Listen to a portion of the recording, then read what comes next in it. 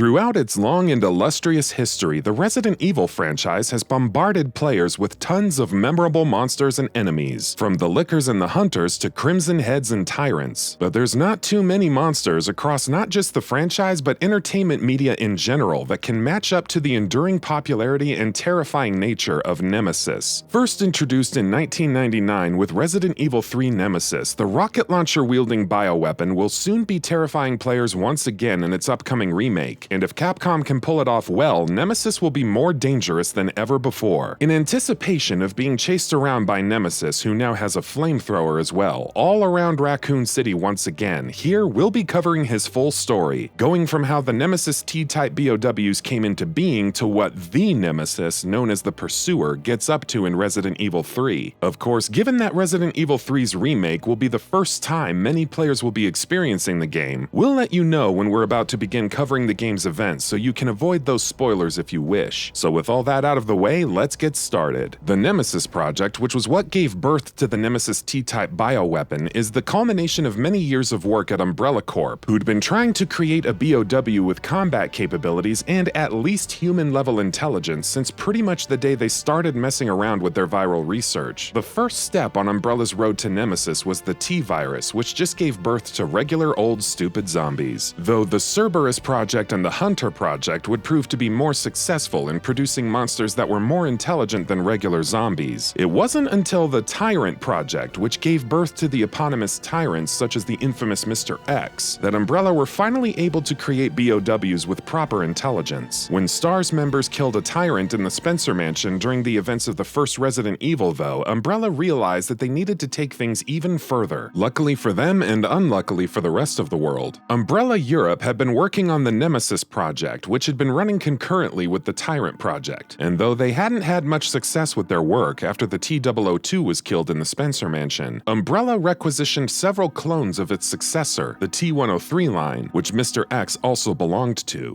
Umbrella Europe. Umbrella Europe injected these tyrants with the Nemesis Alpha or NEA parasite, which successfully took over their brains without killing them, and thus the Nemesis T-type line of the tyrants was born. Smaller in stature but far more intelligent, far more durable, and thus far more dangerous. And to test the combat abilities of their Nemesis line, Umbrella deployed one of them, colloquially referred to in the Resident Evil mythos as the Pursuer, to a place that had already had enough crap hitting the fan, Raccoon City. This is where we begin talking about the events of Resident Evil 3 Nemesis. If the upcoming remake will be your first time playing through the story, and you'd rather not have that stuff spoiled for you, this is where you should stop. For the sake of convenience, we're just gonna call the Pursuer Nemesis from here on out, so keep in mind that when we use that word, we're referring specifically to the Pursuer from Resident Evil 3, not the entire line of Nemesis T-type tyrants as a whole. By the time Nemesis is sent into Raccoon City, things in the city are already pretty bad, thanks to a zombie virus having ravaged it and torn through much of its population, trapping the survivors in a city full of the undead. Nemesis, though, has been sent in with a very specific mission in mind. Keen to take down the people who'd outed their covert activities under the Spencer Mansion, Umbrella instructed Nemesis to kill any and all members of STARS and equipped him with a rocket launcher. The first of these that Nemesis got his hands on was STARS pilot Brad Vickers, who was attacked by him in front of his fellow STARS member Jill Valentine, right outside the RPD building. Though Jill managed to get away that time, Brad wasn't as lucky and was impaled by one of Nemesis's tentacles. This wound up infecting him with the T-virus, eventually turning him into a zombie. With Brad dead, Nemesis then set his sights on Jill as his next target, and he would go on to relentlessly pursue her and those she would work with in the following hours with a frightening ferocity. Most of the people Jill worked with as she looked for a way out of Raccoon City were members of the Umbrella Biohazard Countermeasure Service or UBCS members, who were also trapped inside the city and looking for a way out. UBCS member Mikhail Victor was the first casualty of the group as he attempted to kill Nemesis in a suicide grenade blast. The Nemesis Alpha parasite within the BOW, though, enhanced his body and made him stronger by secreting chemicals, thus letting him survive the blast. Following this, when Jill and UBCS member Carlos Oliveira were about to use a UBCS helicopter to flee from the city, Nemesis used his rocket launcher to destroy the helicopter. In the fight that followed, Jill was injured and infected with the T-virus by Nemesis, though Carlos was successfully able to injure him and destroy his rocket launcher. Carlos took this chance to get Jill to safety, though she would remain unconscious for 2 days. During this time, Carlos protected her and managed to recover a vaccine for the the T-Virus from Raccoon General Hospital, all the while being chased by Nemesis. Using the vaccine, he was successfully able to heal Jill and destroy the T-Virus inside of her. This was when things came to a head. As Jill and Carlos renewed their attempts to escape from Raccoon City, Nemesis redoubled his efforts to hunt them both down. After several encounters with him, Jill ran into him once again within Umbrella's incineration disposal plant, which Umbrella used to dispose of bio-waste. Here, Jill was able to trap Nemesis inside of a treatment tank where treatment chemicals would go on to almost completely destroy his T-103 body. However, though his body was almost entirely destroyed, the actual Nemesis parasite managed to survive and emerged once again as an amalgamation of bio-waste, flesh, and tentacles. In a final climactic fight between Jill and what remained of Nemesis, Jill was able to use an experimental US Army rail cannon to hit the BOW with a deadly attack, before finally killing him with a final few shots from her Magnum, thus finally clearing the way for her and Carlos to escape from Raccoon City, just in time before the city was nuked and completely destroyed. And that was the last we saw of not only the Pursuer, but the Nemesis T-type tyrants as a whole, chronologically and canonically speaking, that is. Nemesis once again appeared as an enemy in Resident Evil Survivor 2, where he would attack players if they were unable to escape from levels before the time limit expired, as well as Resident Evil The Umbrella Chronicles and the sections of the game that retold the story of Resident Evil 3. Not long from now, the upcoming Resident Evil 3 remake will see the monstrous bioweapon making a return, and we're both terrified and excited about the prospect of facing him again. In last year's RE2 remake, Mr. X was already a very formidable foe, but Nemesis is promising to take those foundations and then dial them up to 11. If Capcom are able to do him justice, he might just be one of the scariest things we'll ever face in the entire Resident Evil franchise. And that about does it for this video. If you enjoyed what you watched and want to see more from Gaming Bolt, please hit the subscribe button. Also, don't forget to switch on the notifications bell icon next to it. That way you'll never miss any of our videos. Thanks for watching.